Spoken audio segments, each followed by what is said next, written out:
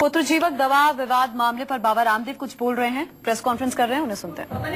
Present करने में लगा रहता है। भाई हमारा काम है योग, आयुर्वेद और स्वदेशी का प्रचार करना, वैदिक संस्कृति का प्रचार करना।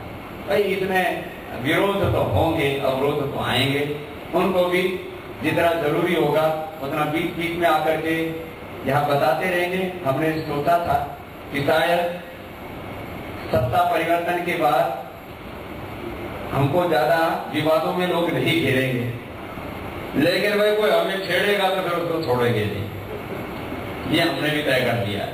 हम बहुत दिन हो गए थे, 2 महीने हो गए हम बोल ही नहीं रहे थे। अच्छा, ये दिल्ली के अलावा कहीं बोलो तो सुनते भी नहीं। मैंने हरियाणा में पूरा बता दिया था, ये जो बात बताइए सारी, लेकिन बात को उठाई नहीं। देखो आप लोगों से भी शिकायत है, मैं जहां भी बोलूं मेरी संधि आप तो करो कम से कम। नहीं हरिद्वार में बोलो, चाहे देश में कहीं भी बोलो, लेकिन क्या करें, ये दिल्ली की महिमा भी अलग ही बात है। जब तक दिल पर नहीं लगती दिल्ली में, तब तक जो है बात देश में फैलती नहीं है। तो आप सबको बहुत बहुत प्रणाम, आपका बहुत बहुत। आपका दोनों हाथों से क्या क्या पकड़ा हो गया।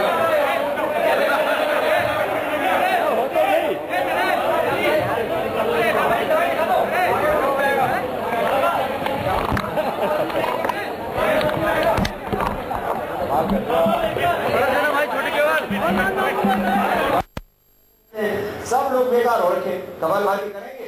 सवाल उठाने वाले सांसद केसी त्यागी को आयुर्वेद की कोई जिम्मेदारी नहीं है और ये जो नेता हैं गैर जिम्मेदाराना तरीके से ये बातें बोल रहे हैं, भ्रम फैलाया जा रहा है और इस दवा का पुत्र पैदा हो या पुत्री पैदा हो, इससे कोई भी दूर दूर तक संबंध नहीं है। तो बाबा रामदेव सफाई दे रहे थे। केसी त्यागी ने, आपको बता दें, कल संसद में मुद्दा उठाया था, साथ में जया बच्चन ने भी इस बात को साथ में मिलकर उठाया था। तो बाबा रामदेव उसी पर सफाई दे रहे थे कि इस दवा का पुत्र पैदा हो या पुत्री पैदा हो, इससे कोई संबंध नहीं है। जो सांसद है, नेता है, गैर पुत्री पैदा हो, इससे कोई संबंध नहीं है। जो सांसद है, नेता है, गैर जिम्मेदाराना तरीके से संसद में इस बात का मुद्दा बना रहे हैं और इन लोगों के पास बिल्कुल भी मादा नहीं है नरेंद्र मोदी से लड़ने का। एक बाबा के जरिए ये लोग नरेंद्र मोदी को भी बीच में ला रहे हैं। तो एक बाबा के जरिए नरेंद्र मोदी को बदनाम करने की कोशिश है। केसी त्यागी को बिल्कुल भी आयुर्वेद की कोई भी जानकारी नहीं है और इस तरह गैर जिम्मेदाराना तरीके से ये मुद्दा संसद में उठाया गया है। धातु रोग हो तो ठीक हो जाता है, सेक्सुअल डिसऑर्डर्स हो रखे, लोग बेकार हो रखे, मेहनत करते हैं, काम करते हैं, सुबह से शाम तक स्ट्रेस में रहते हैं, कंप्यूटर के सामने बैठे रहते हैं, इंटरनेट के सामने बैठे रहते हैं, सब लोग बेकार हो रखे, कमालबाजी करेंगे तो सेक्सुअल डिसऑर्डर नहीं होंगे, इधर उधर की दवाइयां नहीं खानी पड़ेगी और यदि ये अगला कर ले तो और ही कल्याण हो जाए।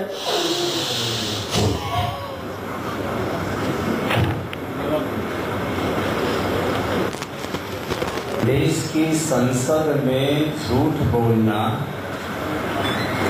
ये राष्ट्रीय अपराध है, ये संवैधानिक पाप है। देश के कुछ गैर जिम्मेदार सांसद जिनको आयुर्वेद के बारे में जानकारी नहीं है, वो कुछ नामों को सुन करके और देश की संसद में जो 125 करोड़ लोगों का भाग्य का फैसला करके वहां पर झूठ बोलते हैं, ये बहुत ही शर्मनाक बात है। आदरणीय त्यागी जी से लेकर के और कुछ देश की सांसद बहनों से लेकर के और विधानसभाओं में भी कुछ हमारे कुछ मित्रगण झूठ बोलने का काम करते हैं। उन सबको शर्म करनी चाहिए और देश के लोगों से माफी मांगनी चाहिए इस झूठ के लिए। पतंजलि योगपीठ की ओर से, दिव्य फार्मेसी की ओर से जो पुत्र जीवक औषधि दी जा रही है, जिसको संसद में कई बार दिखाया जा चुका है, वो ये औषधि है। इसके ऊपर लिखा हुआ है पुत्र जीवक बीज, भाव प्रकाश निघंटों का संदर्भ है, बंध्यत्व एवं बाजी कारक के रूप में लाभ कर। इसमें कहीं नहीं लिखा हुआ है कि लड़का पैदा करने में उपयोगी है। दूसरी बात, ये इसका लाइसेंस नंबर है, दिव्य फार्मेसी उपलब्ध कराती है पूरे देश भर में पतंजलि चिकित्सालयों में। इसमें पुत्र जीवक बीज, पुत्रन जीवा रॉक्सबर्ग। ये रॉक्सबर्गाई जो है पुत्र जीवक रॉक्सबर्गाई, इसका लैटिन नाम है, वानस्पतिक नाम जिसको बोला जाता है, बॉटनिकल नेम। इसका लाइसेंस है। ये कोई गैर कानूनी तरीके से कोई औषधि उपलब्ध नहीं करवाई जा रही। अब पहले भी ये विवाद किए गए कि बाबा तो गाय के दांत की भस्म बना के लोगों को खिला रहा है, लोगों का धर्म भ्रष्ट कर रहा है। ये आरोप लगाया था एक और दूसरी महिला ने, गोदंती भस्म। अब गोदंती का अनुवाद कर दिया, गाय का दांत का भस्म बना दिया बाबा ने।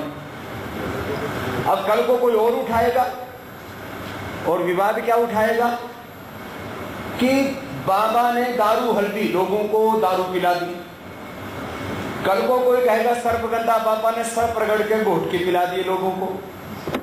फिर और कहेगा अश्वगंधा बाबा ने जो है अश्व को, घोड़े को घोट के लोगों को पिला दिया।